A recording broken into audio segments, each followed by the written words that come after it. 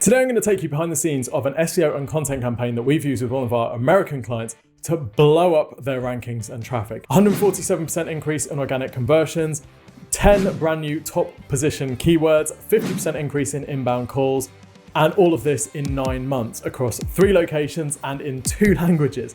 And all of this, by the way, after 7 other SEO companies had failed to get any traction with their website. Now, what's extraordinary about this campaign is not just the results, not just how competitive the space is, because their competitors are spending $373 per click to advertise for these keywords. So this, according to the judges of the Global Search Awards, is the best SEO campaign in the US of A.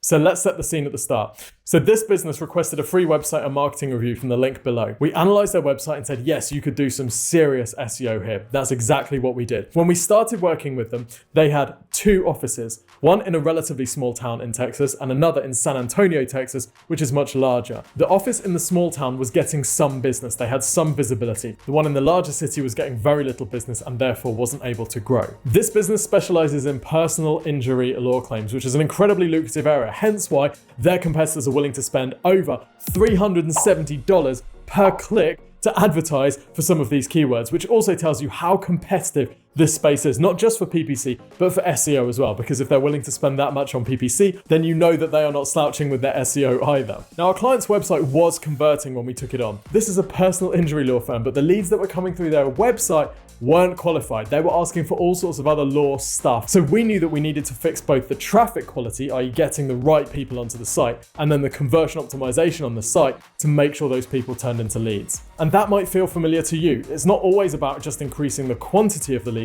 Sometimes you need to increase the quality as well. Anyway, over to the SEO mobile or laptop. So the first thing you need to do in any SEO campaign is work out the target audience. Now, if you're a local business, the target audience also has a geographic element because people aren't going to be traveling for hours and hours to come to your local law firm. This obviously means identifying the cities, towns, and regions that you can realistically expect your customers to be based in. The next research component of any SEO and content campaign is keyword research. Obviously, keywords are really important. We need to know which phrases we want to rank the site and each page for before we can do that. There's 2 main elements of this. Firstly, talking to the business and the people inside the business to understand what phrases they think the site should rank for. This is really key because often the sales team or the marketing team in a business will have communication with their customers on a daily basis and they'll know the phrases that their customers are actually using. Now, we'll also run our own data and our own research here, and this will be made up of things like analyzing where the website is ranking at the moment, analyzing which phrases competitors are targeting, and identifying what are the top targets for advertising as well. Now, we take all the information from the client and all the information from our own research, combine it into a big pile, and we run the numbers on it.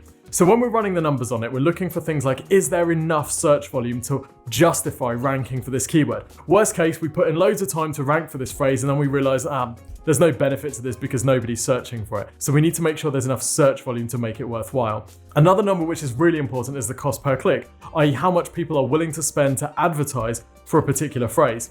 Now, the reason this is key, even though we're targeting organic search, not paid search, is because if there's a high CPC for a certain keyword, that can indicate that there's strong commercial intent, i.e. people are making money from targeting this phrase. And if people are making money targeting this keyword through adverts, then we're going to make money targeting it through organic search as well. Now, it just so happened that one of the main phrases that we needed to target in this campaign was personal injury lawyer plus location. Unfortunately, sometimes when you do the keyword research, you realize that actually the phrase that you need to target also happens to be the most competitive.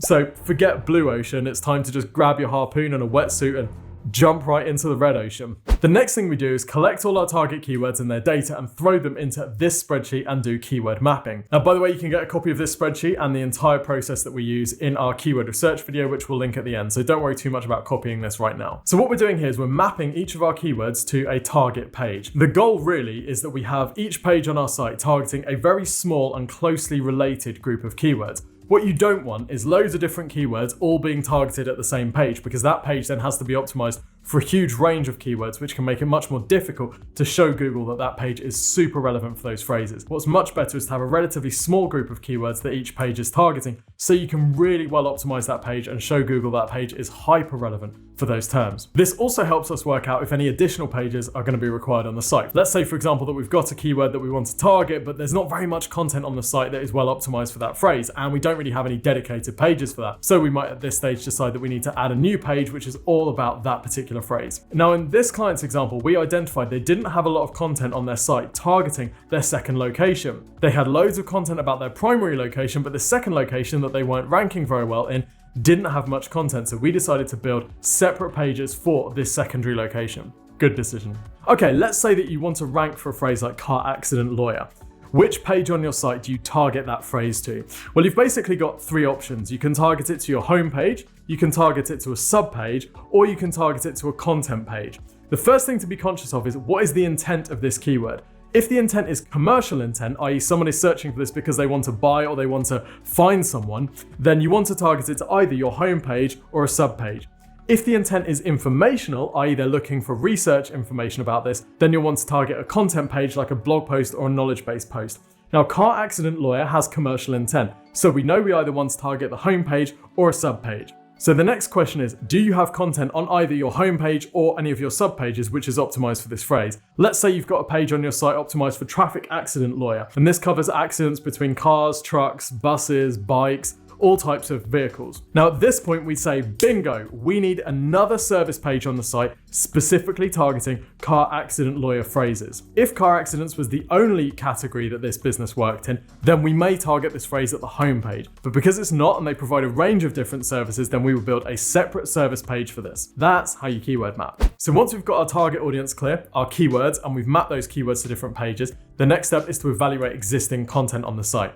Is it better and more detailed than what's already ranking? Now in this case, we noticed that the content was pretty thin, between 100 and 300 words per page. How long should a page be? As long as it needs to be. That is such an SEO answer. Next, you'll be telling us this stuff takes time and you can't guarantee results. And this is where it helps to understand your customers. We knew from talking to our client that one of their customers' main objections that we needed to overcome is that they were considering handling their own legal claims. They were generally new to the whole idea of personal injury claiming and felt a bit scared. We knew that short pages with thin copy don't build trust. We needed to go much deeper on these pages. So we set about growing these pages with loads more detail and adding much more of the client's personality to the site. In this case, Dr. Patino, the face of the business, is incredibly personable, really professional and extremely reassuring. So we knew that building the site around his personality in this case would build a lot of trust with this audience. We also gave a ton of detail about the personal injury claims process, both to explain it to people who were looking for some help, and adding loads more detail about the personal injury claims process meant that we could make these pages much more detailed and more useful to potential customers. So we basically rewrote the entire site. Luckily, one of the team here at Exposure Ninja absolutely loves writing about legal. You know, if you've ever thought, oh, I wish there was someone I could discuss Chapter 550 of the Texas State Transportation Code with, I might know just the person. The reality is that most of these pages went from 1 to 300 words to 1,000 to 1,200 words. As well as growing out the existing page copy, we added more top of the funnel content targeting the sort of questions that people might have about personal injury, such as how long do cases take to get resolved and how much compensation could I be owed. And of course we used our own content marketing game plan, which you can find through the link in the description. And this started bringing us in traffic asking about different types of personal injury claims. Now, yes, this is a lot of work. You might be listening to this thinking, wait, you've just told us that this is thousands and thousands of extra words added to your website. Absolutely. If your site has really thin content and you need to rank for competitive terms, you are going to need to add more information to your website. The way I would think about it is all of the information that's contained in the brains in your business kind of needs to be on your website somewhere, really. If you can get that information out of your heads and onto your website, you're going to have a much better chance of ranking because Google is going to see your site as a genuine authority. Most businesses put less than 1% of their knowledge on their websites, and it means that their sites are never really authoritative in anything at all, and are very difficult to rank. And by the way, there is help available. I'll tell you in just a second. Of course, all of this traffic is utterly pointless if it's not turning into qualified leads. So to make sure that it was doing that, and by the way, this business started on this journey to getting all of these amazing results and winning global search awards by requesting the free website and marketing review.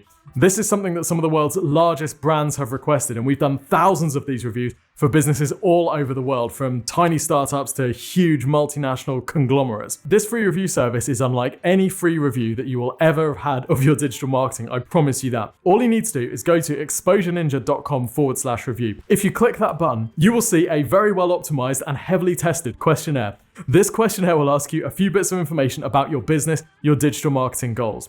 One of our team will then research how your digital marketing is going at the moment. They'll have a look at things like where you're ranking. They'll have a look at your social channels, any paid ads that you're running. They'll also have a look at what your competitors are doing. They'll turn all of this information into a 15-minute video, which they'll send to you with recommendations of where to prioritize over the next 6 months. This review is completely awesome and totally free. So go to exposureninja.com/review. And who knows, in 9 months, this video might be about your business. Anyway, on with the show.